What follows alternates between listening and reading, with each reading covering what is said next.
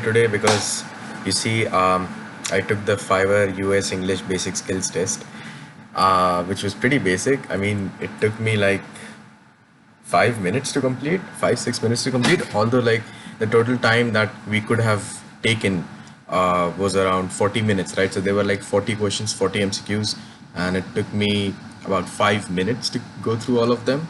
It's not exactly a very hard test if you know your basic English.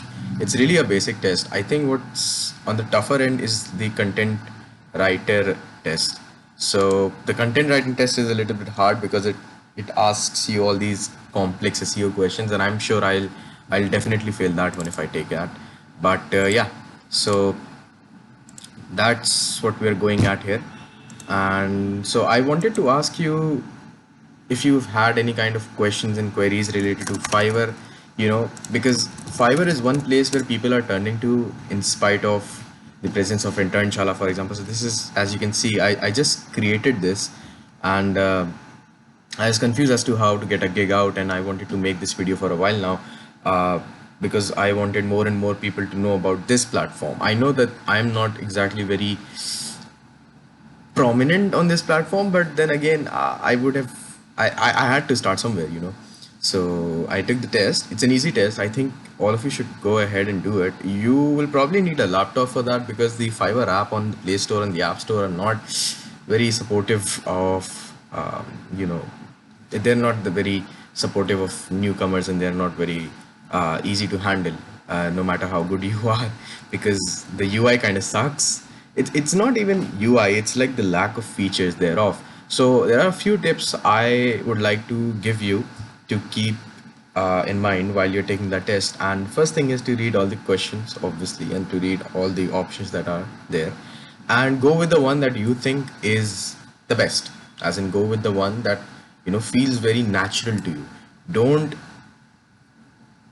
try to distract yourselves by rereading the options 3 times, 4 times. I understand if you're rereading them twice, but if you do that 3 times, 4 times, you're gonna get confused between the options. These spellings, like there was like spelling tests as well as to which spelling is right, and the key to cracking that is basically just looking at the spelling, right? Sometimes some spellings are so blatantly misspelled that you can tell them just by looking at them that there's something wrong in them. So that's not your answer. If the question is asking which of the following is the correct spelling, if the question is asking which of the following is the misspelled word, then that is definitely your answer. And always check the last option, obviously, because it may have all of it or none of them. There is an increased chance that the answer is either all of them if there is an option like that, or none of them if there is an option like that. So keep those 2 or 3 things in mind, and I think you'd be solid. And I'm actually good to go. I have completed my English skills test, and I can now publish my gigs. Gigs are basically the projects that you put out, which other people can look up, and they can tell you if they want to employ your services. So I'm more of a content writing kind of guy.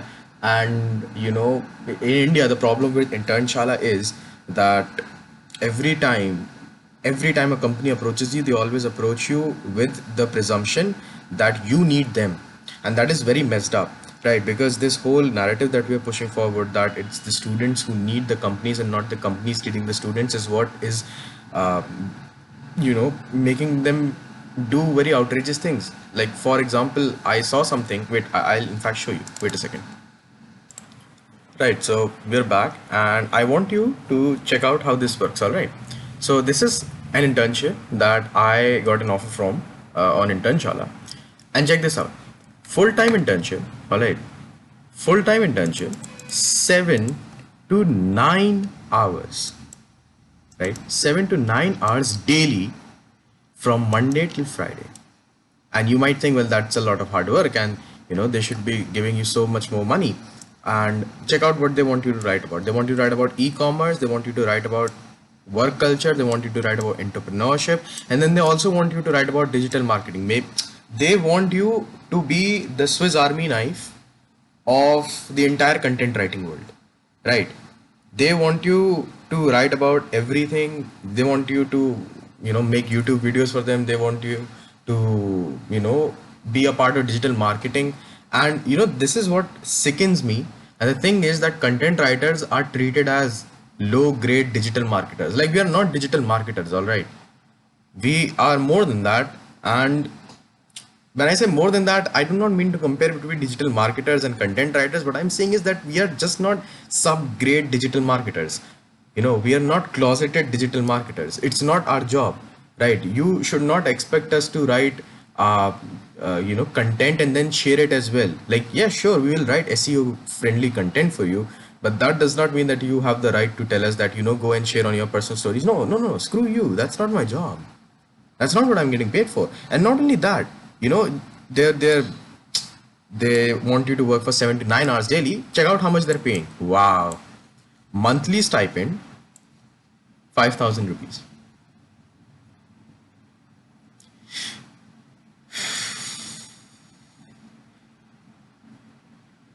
If you are making me work 7 to 9 hours daily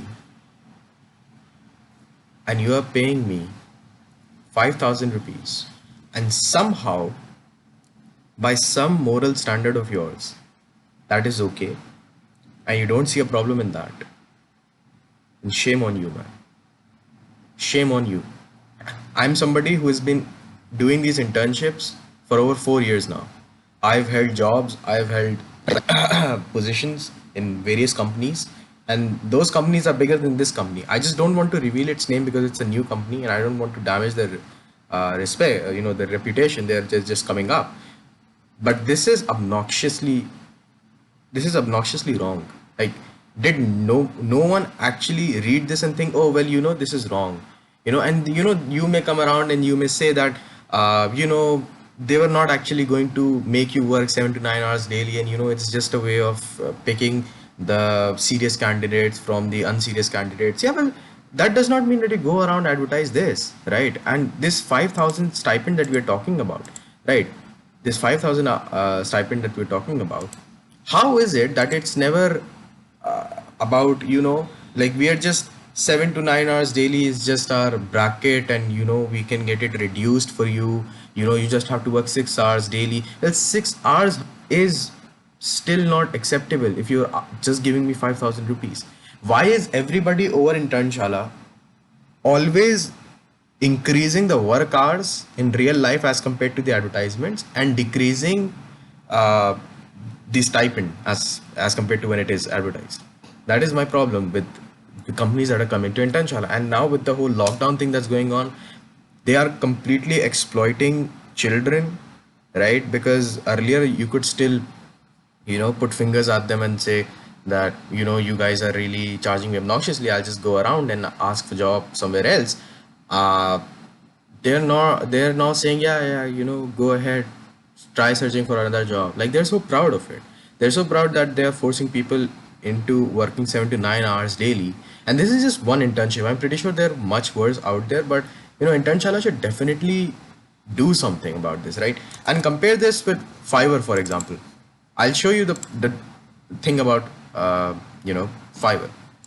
Let me show you something. All right, I'll just switch to buying right here.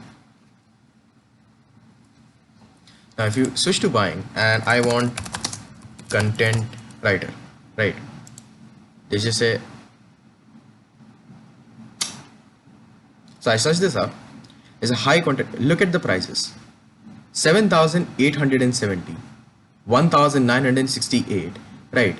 And 1,968. Now I'll just open the first one. All right, I'm not even going to see how much they're charging, what they're doing. And you may say, well, some people out there, they may be very good. So let me just open up local sellers. All right, and we'll see how much they're doing. Okay, so I'll search for somebody who is a level 1. Okay, this guy's a level 1. All right, level 1s are not extremely famous over Fiverr, but we'll see what he's offering. Okay, so this guy, he's level 2 right now. I just wanted to see. He's writing only 400 words, and this guy is getting 2,000 rupees. Do you think these guys would pay me 2,000 rupees to work for 7 to 9 hours daily? And don't even come at me saying that, they're not going to make you write so many words, just because it's 7 to 9 hours long. Yeah, I've worked there. All right, I've worked at places like these. I know how much they make you write. I have written 3,000 words daily for 3 months. 3,000 words daily for 3 months. Yeah, now compare it with that, This guy is getting 400 worded blogs, and he's getting 2,000 rupees for that. Now, let's just come here. All right, where's that guy? Yeah, this is the guy. So this guy is just talking about writing one researched article up to 500 words. Like, this guy is getting 500 words, right? And for that gig, he's getting 787 rupees, and that's just his basic. If you go to his premium, he'll write 1500 words, and he is charging approximately 1 rupee for each word. In fact, more than that, right? He's getting more than that. And somehow you are coming here and you're telling me that this is somehow acceptable.